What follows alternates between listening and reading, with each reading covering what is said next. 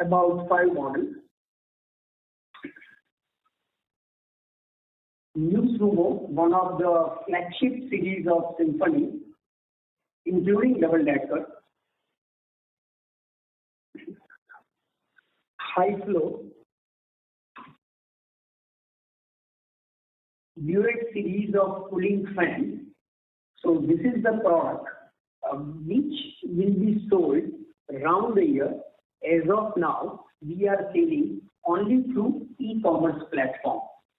And the uniqueness is it has a detachable pedestal for dual usage on the table as well as floor standing. And down the line, we are also going to come out with other models under the series.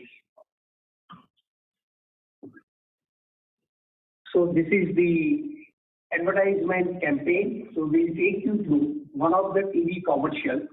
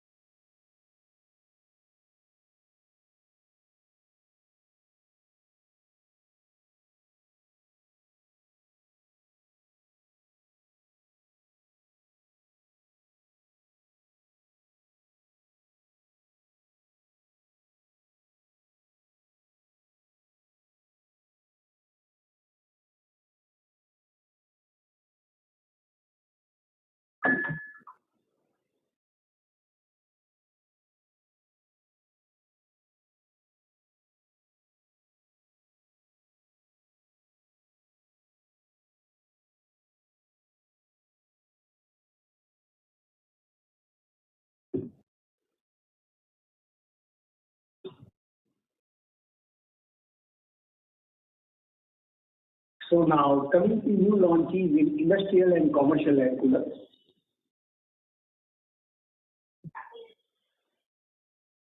So 7 models under that range.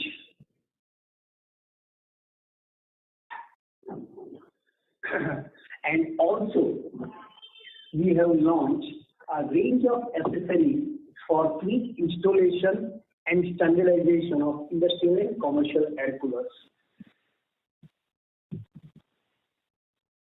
And these are some of the new client additions in June 22 quarter of industrial air cooling, including Big Basket, Delivery, Welspun, and Hawkins.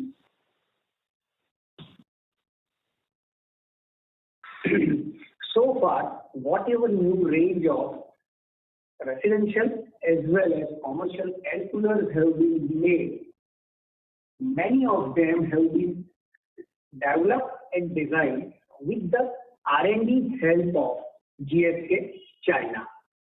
And in fact, in centralized and ducted air cooler, there has been a huge support from China.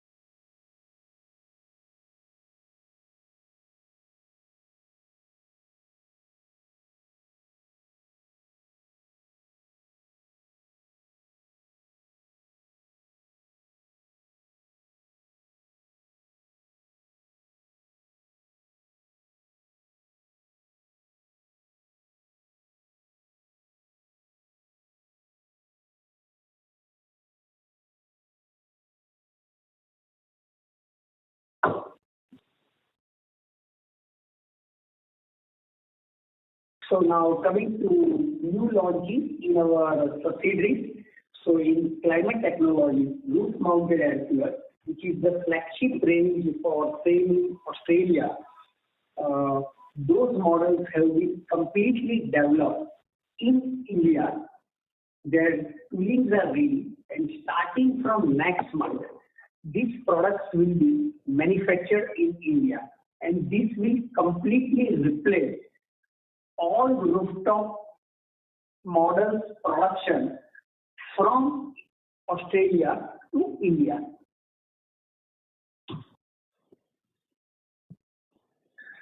So these are about new range, and in addition to this, there is also K series.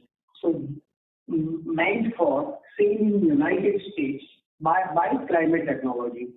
However, again, these models have been developed and designed by Chinese R&D facility with some inputs from climate technology.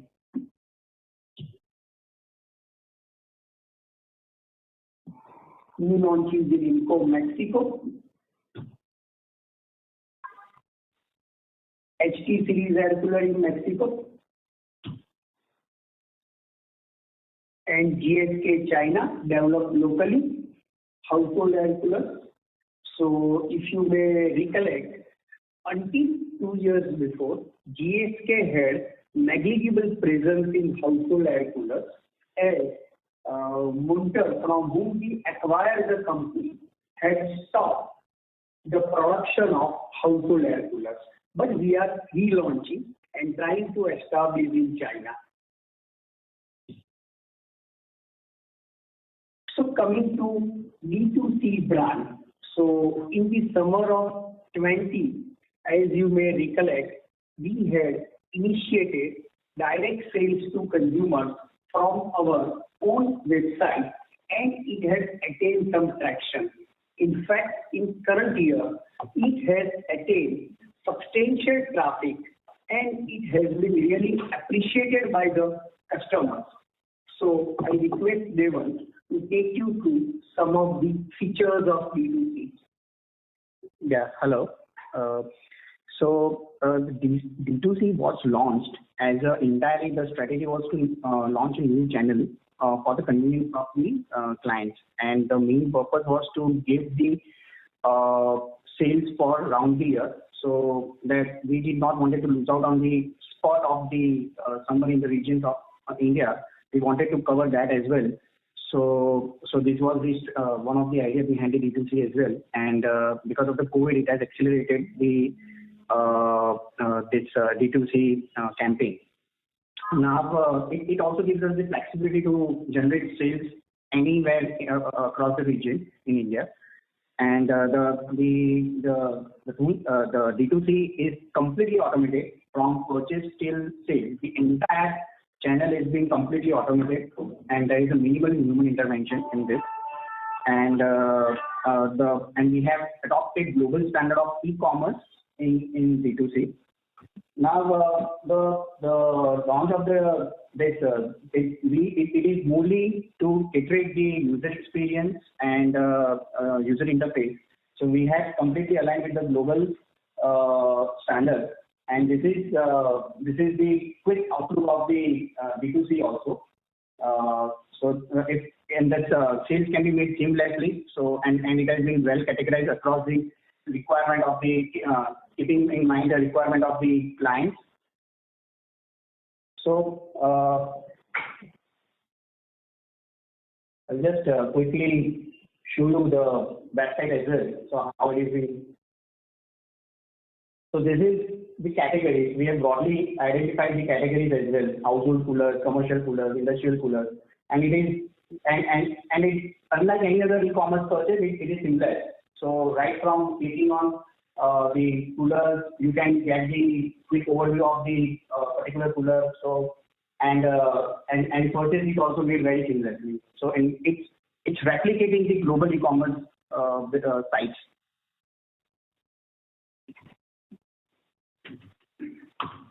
Yeah. So now coming to quarterly financials.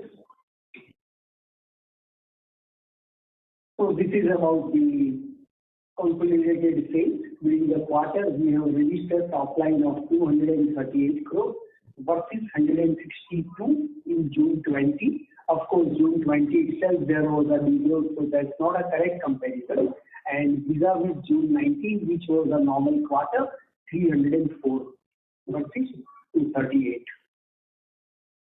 About EBITDA, it is at 18 crore, and profit before tax is just about 10 crore, and profit after tax is 6 crore. So coming to standalone financials, gross revenue has been 113 crore. EBITDA has been 9 crore, which would have been easily 21-22, even on the same performance, but unfortunately we had to spend large amount on advertisement and sales promotion, and then after there was a second wave, and has generated profit after tax of 7 crore. As far as gross margin percentage is concerned, on a consolidated level, it is 43%. Here as a whole, certainly this should improve, because one, as I said, here as a whole on a standalone, India sales Symphony will register about 50% gross profit margin, and overseas subsidiaries will register better performance down the line. So here as a whole, it should be at least in line with what it was in 18-19 or around that much. And as far as standalone is concerned, it is at about 48%, which we should be back to around 50%. And coming to EBITDA margin, it's about 8% for the quarter on consolidated basis, and same is about standalone. And this is the geographical breakup of the sales. So domestic sales during the quarter has been 86 crore, and international sales, which includes exports from India and sales from our subsidiaries, about 144 crore. So the breakup is about 1/3 in India and 2/3 rest of the world. Of course, the rest of the world has to generate good profitability, on which we are very confident. But in a year like this, our geographical diversification really seems to be paid in terms of de-risking the business. And it's not only geographical diversification, but also now good part of the sales is coming from southern hemisphere, wherein our winter is that summer. And this is the treasury. So it's about 476 crore versus 392 as on 30th June 20, and about 532 as on June 19. And this excludes our equity investments in subsidiaries as well as loans and advances given to subsidiaries. Yeah, so with this, I open the house for question answer. Thank you very much. We will now begin the question and answer session. Participants connected on web call may ask their question by clicking on the raise hand icon on the toolbar or on the Q&A tab. Participants connected via audio call may enter *1 on their touchtone telephone. When it is your turn to ask a question, an operator will announce your name, unmute your lines so that you can interact with the speakers. We will wait for a moment while the question queue assembles.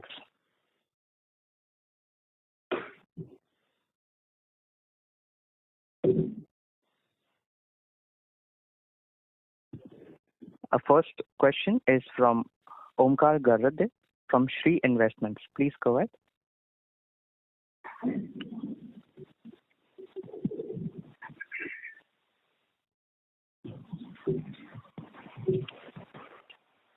Hello. Omkar, your line is unmuted. You may please go ahead. Yeah, my question was regarding. Hello. Yeah, am I audible? You are. Yeah. If you look at the last 4 years of the Symphony's performance, it looks like it is no longer a pure play consistent performer, but a more like a cyclical business. So what do you have to comment on that? No, you are absolutely right. There are no two doubts about it. Unfortunately, last year as well as current quarter have been badly impacted by COVID. In fact, when we had silver lining by way of March 21 performance, wherein for this quarter, vis-a-vis any quarter, we registered the highest ever top line and profitability, but it could not be sustained post 15th of April. And before that, again, there were back-to-back bad summers. But all said and done, in last 4 years, as such, there is no growth. But as I mentioned in the commentary and conveyed in the presentation, we have initiated variety of steps and measures whereby in the medium to long term, despite this, we are reasonably confident to register decent CAGR growth in top line as well as profitability. But of course, my words will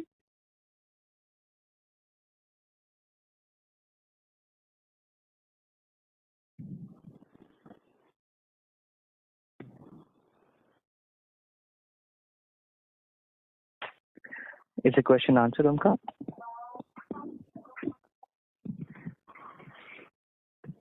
Hello? Yes, is the question answered? Yeah. I have a second question as well. Please go ahead. Yeah. Wanted to know your thinking on how you are going up and how the upcoming quarters. breaking. Please carry on. Yeah. Wanted your view on how you are going to use the treasury you have and how has been the performance so far in the current quarter. As far as treasury is concerned, we have stated shareholder payout policy whereby we have declared that at least 50% of the PAT will be paid by way of either dividend or by way of share buyback. So that remains. It's possible that in 1 or 2 quarters, it may not be the proportionate payout, but you may recollect that in 1920, the payout was 109%. So we will ensure that in 1 or 2 quarters, or as it happened in 2021, wherein we deemed it appropriate to be conservative considering the uncertainties, but certainly it will be taken care. As far as use of the treasury in acquisition is concerned, as such in the immediate future, unless there is some compelling opportunity, we don't really intend to have it. And as far as current quarter, that is September quarter performance is concerned, it has begun well, but it's just about 3 weeks of the current quarter. But I gave a broad outlook as to how we are looking at FY 21-22 with details.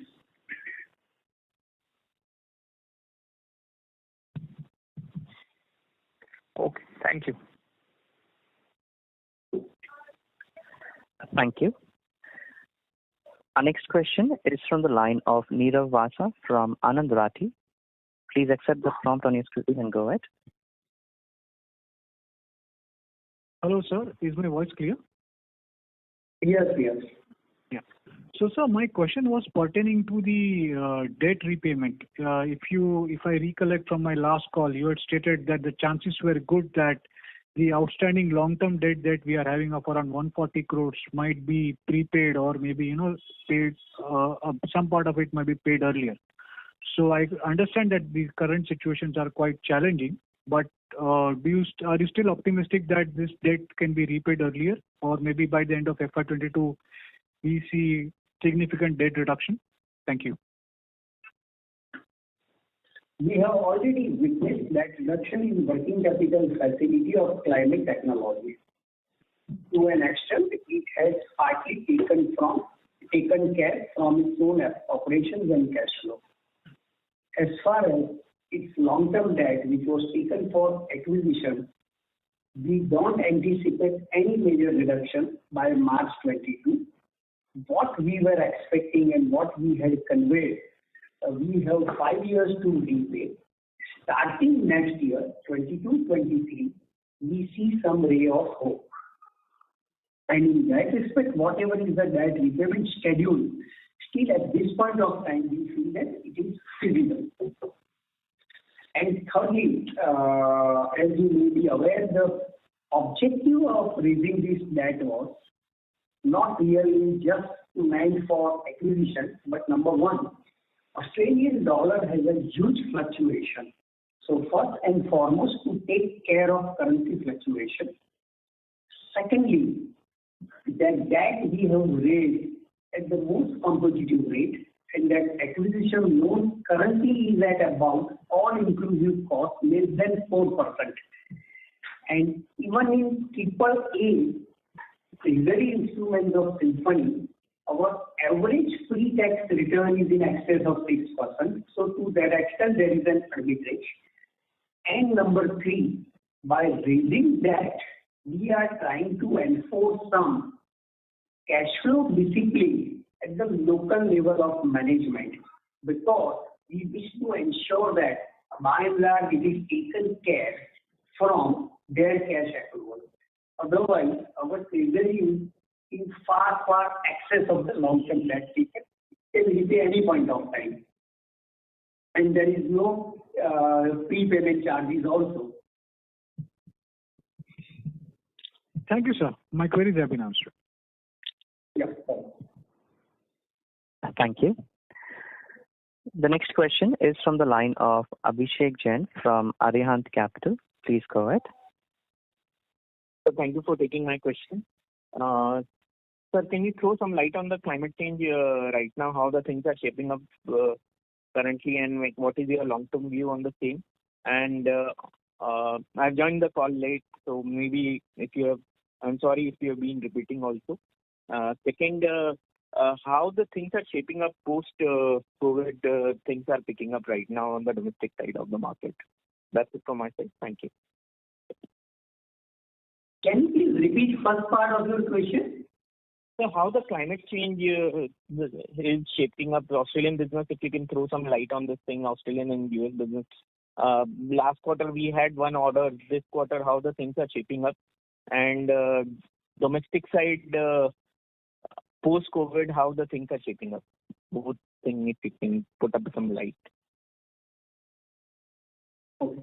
So as far as climate change impact is concerned, as you may be aware, even in last week of June as well as in beginning of July, there was a heat wave in some parts of the country. And hence, despite significant summer was lost in many pockets of the country, that is in northern India and some parts of western India, the inventory is back to normal end season inventory. And in some parts, in fact, it is a stock out.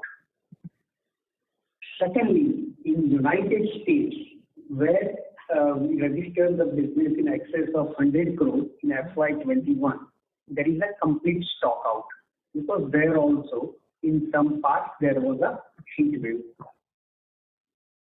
As far as Australia is concerned, we are not witnessing any major change, but we are aware that in Europe, we couldn't export much, either from India or from GSK China, because international freight costs have increased substantially, and they also wanted to keep it on hold. But they are repenting, because in many European countries also there is a heat wave, and whatever carry forward stock was, it was stocked out long before. So, as it is known, because of climate change, if we really see in the medium to long term, temperature is going to increase. There is going to be a severe summer, and to take care of the seasonality, we have tried to de-risk by way of geographical diversification. Does this answer your question? Thank you, sir. Thank you. Thank you. Thank you. Participants connected on web call may ask their question by clicking on the raise hand icon on the toolbar or on the Q&A tab. And participants connected on the audio call may enter *1 to ask their question. We'll take the next question from the line of Sarah Singh from HDFC Securities. Please go ahead. Hello, sir. Thank you for taking my question. So earlier you were talking about the inventory. So can we get the overall Indian market sense on the inventory level for Symphony? Sure. So as of now, inventory is certainly higher than the normal inventory. However, as I said earlier, in some pockets of the country, because of heat wave, their inventory is either normal or there is some stock out. But there are some few pockets. All said and done, the inventory as of now is lower than the inventory which was at the end of June 20, but certainly higher than, say, June 19 or earlier normal year. All right, sir. That helps. So, secondly, on the trade partners conference, like how, what are we seeing from the channel partners? After another washout of seasonal demand, what are their sense? Like, how are they coping up with it, and how do we hope to help them out this year? Sure. So the veteran trade partners are by and large fine. The new trade partners who have joined in the recent past, they are quite cautious, and hence I would put it, it's a mixed bag. But I must say that the kind of hand-holding which Symphony has done and is going to do is far, far better than peers, and hence, despite this growth, the Symphony's market share, even in terms of the secondary sale, is at least in line with the earlier years, or if at all, it might have improved. And that helps. And lastly, sir, sorry. Yeah, and I think this is a question of time. Why it's a question of time? Say until November 20, sentiments were relatively low, but starting January, it improved, and since March 21, it improved so dramatically that rather than sales, our complete focus was on operation and production, and that's how it was until middle of April. So, if reasonable normalcy is restored, we don't see any reason why that should not be repeated, not only in the ensuing quarter, but ensuing years also. And we should keep in mind the kind of models which Symphony has launched, that is saying many models are generation gap. And that really commands the pricing power. And hence we made the statement that at least for domestic sales, our gross profit margin will be back to normal for year as a whole. Mm-hmm. Thank you for that. And lastly, sir, for the CT revenue and margin, do we have any 22 numbers in like we are looking at right now? So as I conveyed in my presentation, certainly FY20 we are looking at much better than FY21. And if there are no major hiccups, we are looking FY22 in line with, or if everything goes well, maybe even better than 1920. All right, that really helps. Thank you so much for this opportunity, and best of luck for the coming quarters. Thank you. Thank you. The next question is from the line of Varun Patni from Quant Mutual Fund. Please go ahead. Yeah, hi. Am I audible? You are. Hello. Yeah, you are. Yeah. So, my question was with respect to the advertisement expenditure. So, do you have any plans, further doing such expenditure in coming quarters, or is it done for the year? Any plan? Advertisement. Some background noise. Yeah. Yeah, about advertisement. Done.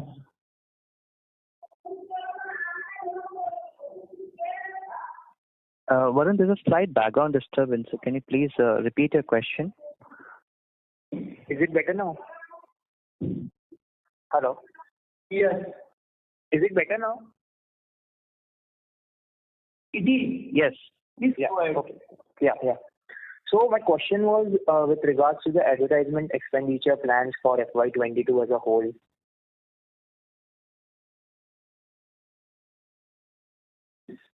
No, so as such, in off-season quarter, that is until December, barring some nominal amount, no major advertisement and sales promotion is incurred.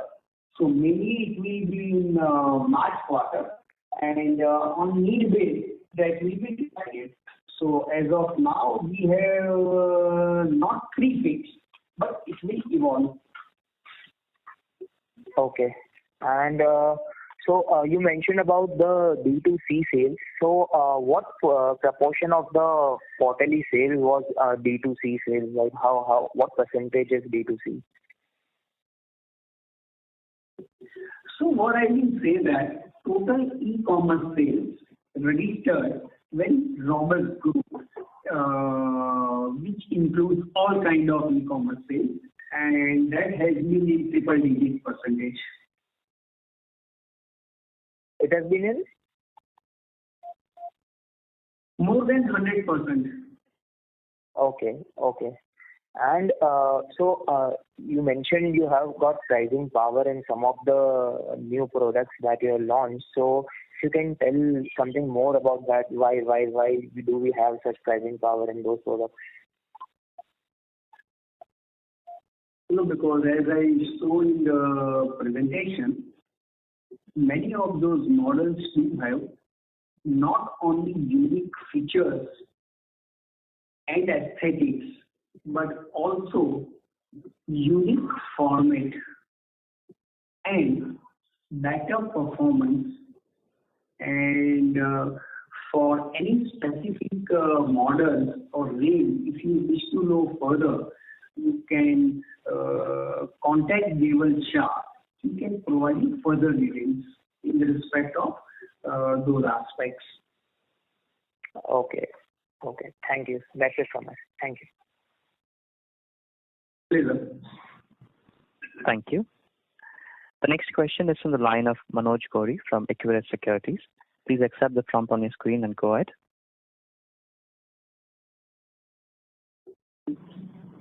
Yeah. Am I audible? You are. Yes, you are. Yeah.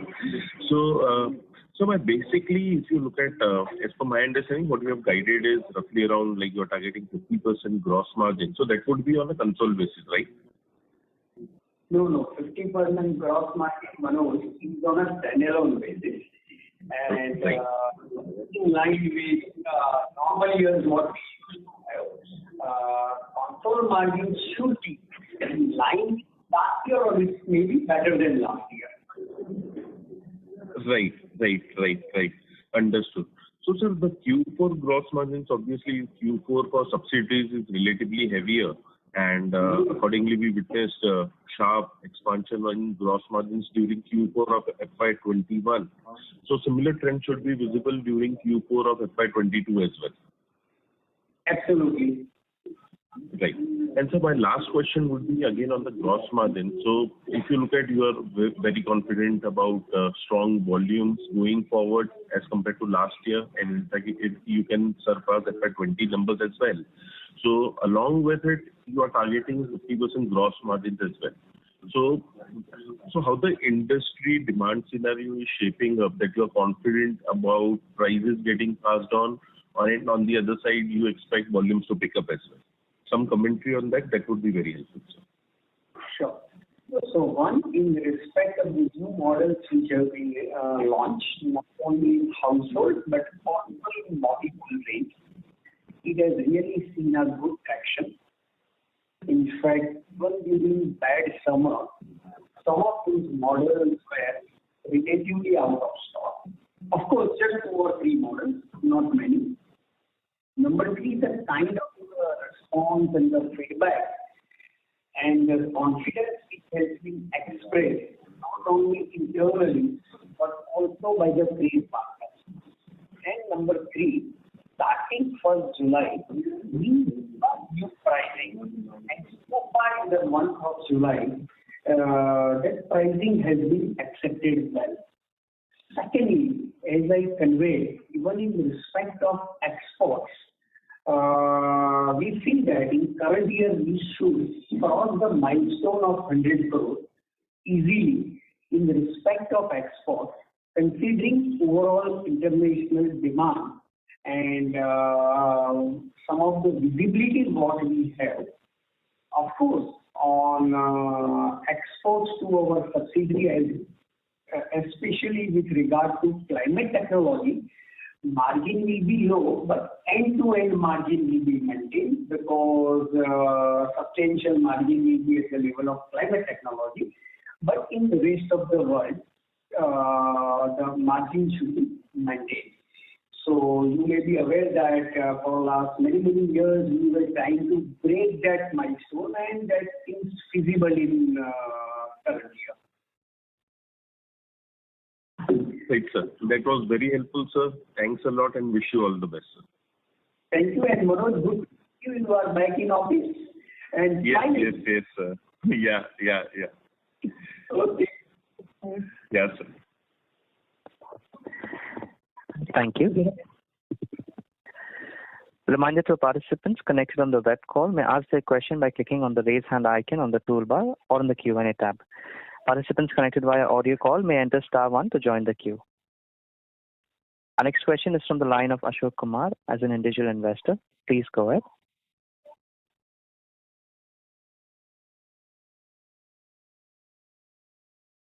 Ashok Kumar, please unmute your line and proceed with the question.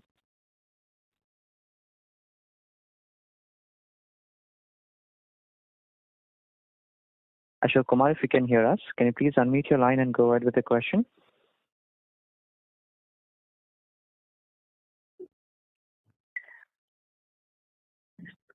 It seems there's no response from the current participant. We will move to our next question, which is from the line of Hiren Trivedi from Axis Securities. Please go ahead, Hiren. Yeah, thanks for the opportunity. So 2 questions. First is on the exports.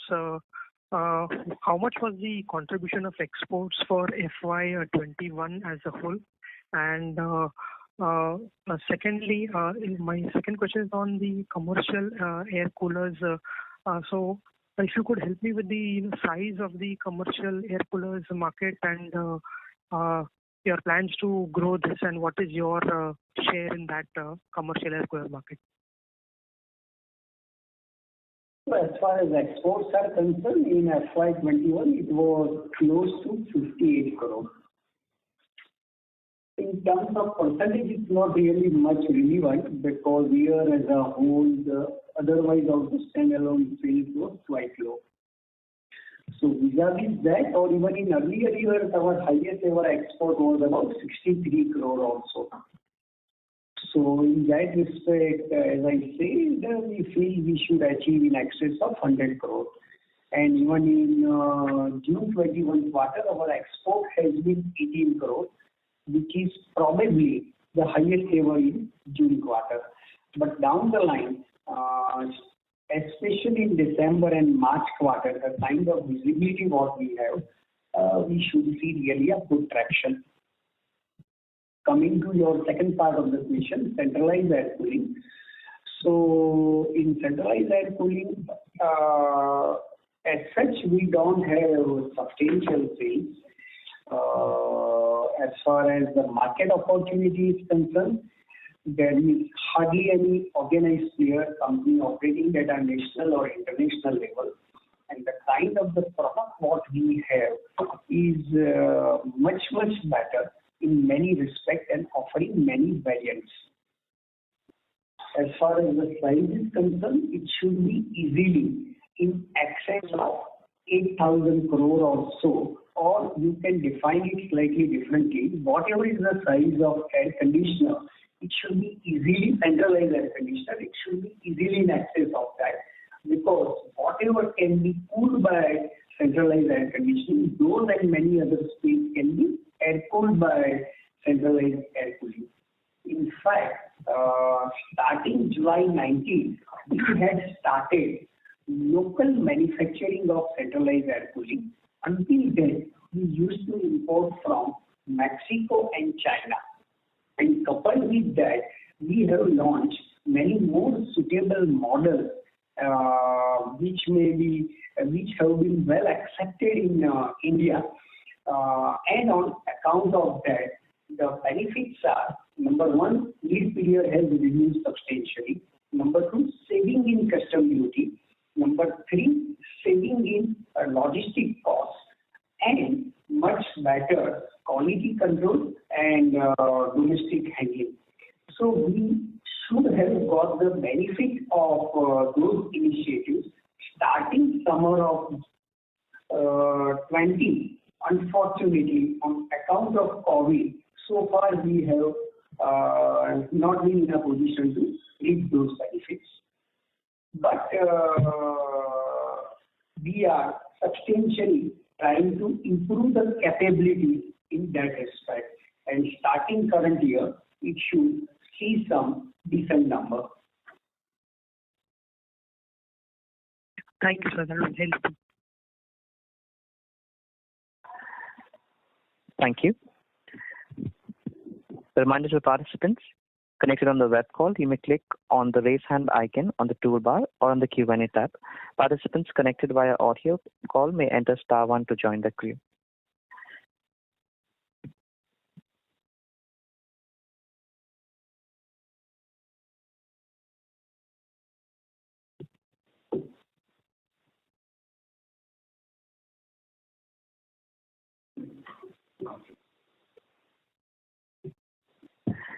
Ladies and gentlemen, as there are no further questions from the participants, we will now hand the floor back to Mr. Nupesh Shah, Executive Director, for closing comments. Thank you, Trust Capital, and thank you all the participants.